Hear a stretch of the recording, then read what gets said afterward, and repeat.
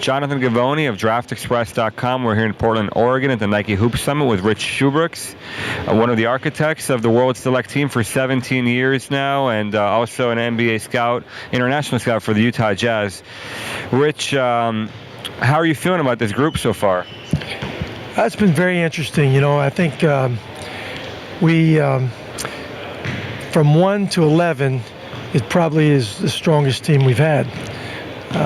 Last year's team, of course, goes without saying because so many of the guys have gone on to the NBA.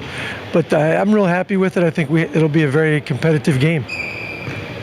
How has the selection process changed for you now compared with when you first started this, 17 years ago?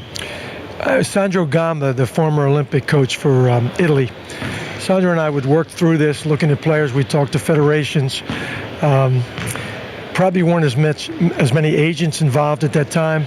As things have evolved, Marin Sedlacek came on board and started help with the selection process, and he did a great job, and he does a great job in Eastern Europe and particularly in the former Yugoslavian republics. Susan Molders is at EHQ now. She's had relationships with different clubs and federations because of our sponsorships. And as a result of that, I think the three of us getting together, along with a number of Nike staff people around the world, from South America to Canada to Asia, it's sort of a collective thing where we all get together and we try to make a master list and then work down from the master list. And the thing that's always tough is that when you get great players that are young players and they're playing for their clubs, the clubs won't let them go. And so guys like Pau Gasol never got to play, Ricky Rubio never got to play, and a lot of the agents now have written in their contracts that if a guy gets selected, he must be able to play in the game. So that's worked out pretty good. And, this year there was a couple players, probably 4 in particular, that we would have liked to have for the game, but because the clubs wouldn't release them, we couldn't get them. So I think it's a much more difficult job of putting this all together than anybody would realize when they just come here and watch them. And not only just getting them, but then getting the visas and things like that. So it's pretty involved. Now, from a talent standpoint, what are you looking for? Are you looking for a certain type of athlete? Or are you looking for guys that speak English? Or do you're trying to draw guys from different countries? Is there any real criteria that stands out? That's a very good question, and I think that probably the toughest thing is when you bring 11 guys together and they all speak different languages. There's a sort of a common thread with English, but then when you have a guy from China that can't speak any English, or you have a French guy or a Russian guy or a Brazilian or whatever, it makes it pretty tough. We never have really let that get in the way because we've got interpreters, and basketball has become so much of a common language that the basic things are able to understand.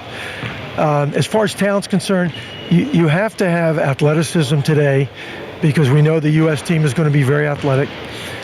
But by the same token, the European or international game is a different game than the U.S. game. And so we get guys that want to share the ball and, probably maybe not running up and down the floor, and it's not a run and dunk game. They're going to make the extra passes and things like that. And that's always been something that we've tried to look for. And then we try to look for the chemistry. How will a guy fit in? Is a guy selfish? What kind of player is he going to be? And we've been really lucky with the guys we've had, in the past, that we've got a good collection of guys. And I think this year's guys have been great to work with. We've really enjoyed them. They all get along well. Coach Reyna does a great job of getting these guys to bond with different games and exercises that he does. If you notice, he makes each guy always call out the other guy's name, because there are times when you get together, you don't even know what the guy's name is. So in order to do it, every time there's a pass received or a pass thrown, they'll call the guy's name out. We've done some bonding things. Guys were all jumping in the cold plunge in the pool the other day, so all 11 of them were in there at the same time. kind of freezing, and most of those guys had never done something like that. So it's been great. And then you always look for somebody to step through and be a leader. And I think we've had a few guys that over the years that have stepped up, with leadership skills that have made a lot better. How do you balance, as an NBA international scout, trying to bring the most interesting prospects with wanting to win this game? Because I can tell you guys want to win this game. Yeah, I think, there's 2 or 3 players this year that we could have chosen that we didn't. And we took some other guys because we think they have great potential. The problem is you just don't want to get all potential. You got to get skill to go along with it. And I think we've got a nice blend in the alchemy involved in the guys that have the skill and the guys that have the potential has been very good. And we've got a wide age group.